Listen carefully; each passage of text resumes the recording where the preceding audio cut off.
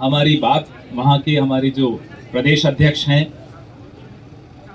जगदीश भाई ठाकुर से हुई और नेताओं से हुई।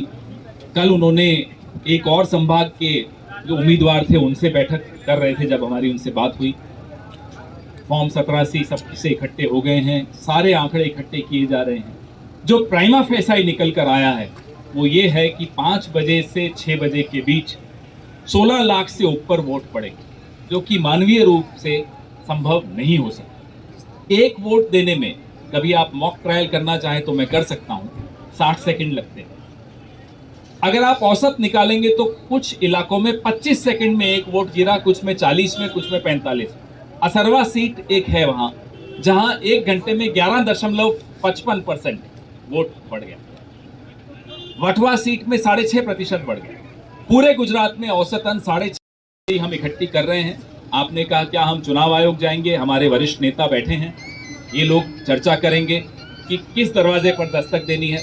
मीडिया के दरवाजे पर दस्तक हम बार बार देंगे इस मुद्दे पर, क्योंकि आप लोगों का भी उतना ही चिंता है लोकतंत्र को बचाने की जितनी हमारी चिंता है। लेकिन उसके बाद किस दरवाजे पर दस्तक देनी है ये चर्चा हमारे वरिष्ठ नेता करेंगे और फिर तय करेंगे। जानकारी हम इकट्ठा कर रहे हैं, मैंने बात की है और कुछ ही दिनों में हम इलेक्शन कमीशन के पास जरूर जाएंगे। एक सलामी स्लाइसिंग स्ट्रैटेजी चीन की है और वो चारों दिशाओं से, जहां जहां हमारा बॉर्डर है चीन के साथ, वहां से वो कोशिश किसी तरह से कर रहा है।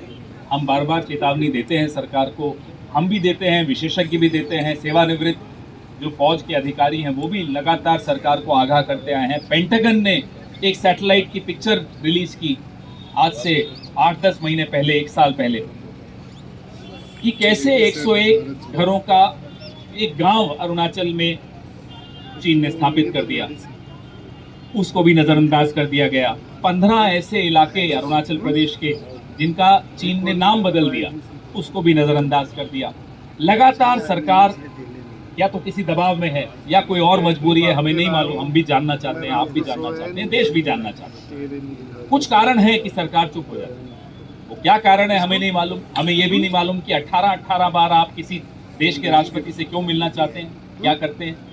ये सारे सवाल आपके जो जहन में है, हमारे भी जहन में। तो आपने जो कहा, जिस कॉरिडोर की आप बात कर रहे हैं, चिंता का विषय है वो भी।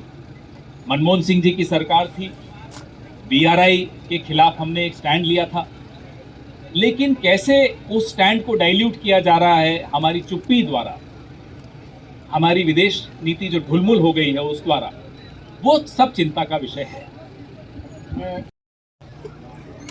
ये उनकी आशंका है, पर इस पर मैं समझता हूँ जीएसटी की काउंसिल बुलाइए, बैठिए, बातचीत कीजिए, अलग अलग पार्टियों में बात कीजिए।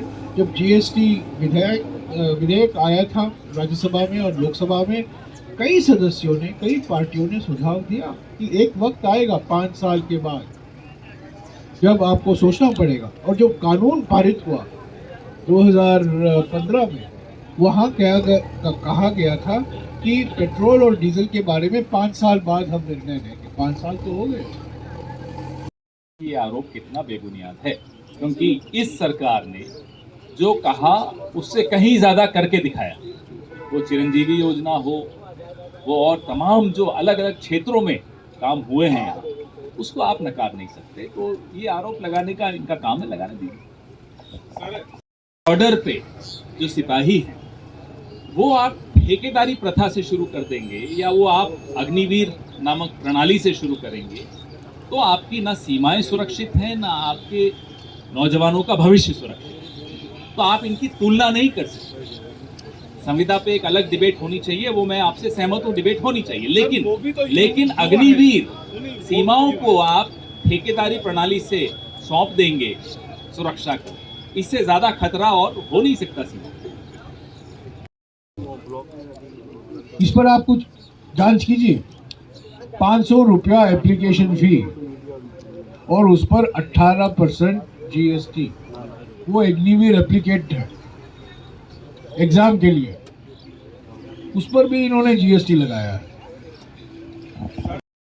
हम कमजोर हुए हैं, संगठन में कमजोर हुआ है, हम चुनाव हार रहे हैं, पर चुनाव हारना कोई बुरी बात नहीं है। चुनाव हम जीतते हैं, चुनाव हम हारते हैं। विचारधाराओं के मुकाबले में हम थोड़ा पीछे हट गए।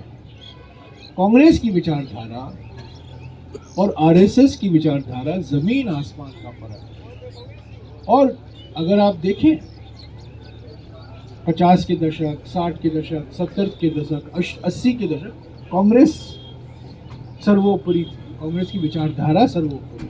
पर कुछ 20-25 साल से तो, और खास तौर से 2014 के बाद इस आक्रामक ढंग से हमारे नेताओं पर, हमारे विचारधारा पर, हमारे नीतियों पर और हमारी नीयत पर आक्रमण हुआ है, उसका हमें कभी ना कभी मुकाबला जवाब तो देना पड़ेगा।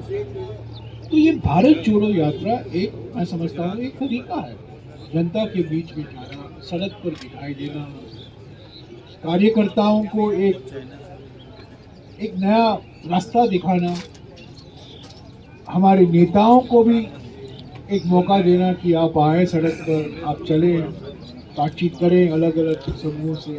तो ये जादू की छड़ी नहीं है, इससे सब सही हो जाएगा, हम चुनाव जीतेंगे, एकता आ जाएगी, हम एकजुट हो जाएंगे। तो कमज़ोर हैं, हम कमज़ोर हुए हैं।